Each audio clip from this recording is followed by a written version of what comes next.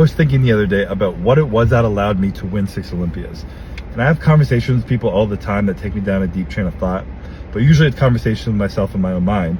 So the other day when I was talking to myself, I realized how important it was to have specific goals. And it seems obvious when you narrow your focus, you go farther.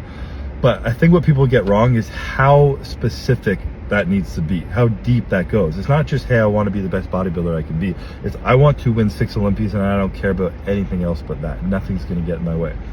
In 2017, when I stepped on stage for the first time at the Olympia and I came second place, I was like, this is it. I'm going to win 6 Olympias and do it before the age of 30. Jordan had 6 rings. I'll get 6 titles and I want to have a family at 30, so I'm going to step away from it. And from that point on, the only time I stepped on stage was for the Olympia. And I got crazy offers. I got offers to go overseas, and whether or not I won shows, I was going to get a boatload of money.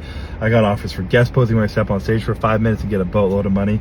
Arnold is a great status symbol and a bunch of money, and I said no to all these things because it's not just about what you do, it's about what you don't do that's going to take you away from focusing on your goal.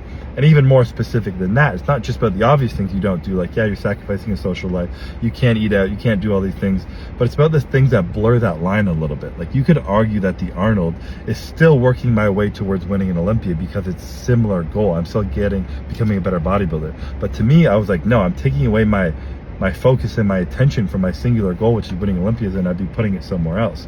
And I believe that with the advantage it gave me against my competitors is that they were thinking about multiple things throughout the year. They were stepping on multiple other stages.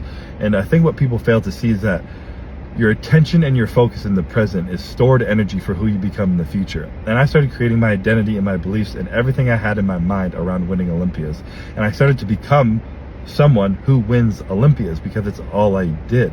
So when I stepped on stage, I had 365 days of focus, attention, and work and recovery on this one thing. There was nothing distracting me from that. My competitors, and I literally told my competitors this, I was like, you guys are not going to beat me.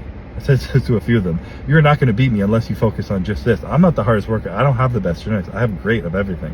But I'm focusing on one thing, and unless you do that too, you are not going to beat me. And I really believe that.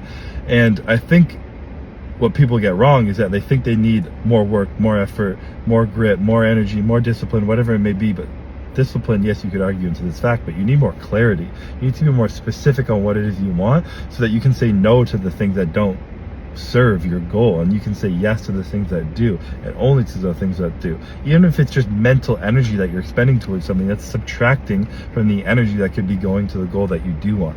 And I think this is so huge, and this is honestly why I feel a little bit lost in life right now, because I don't have that singular goal I'm focused on. I'm definitely spread thin, but it's a season and I'm working on finding it.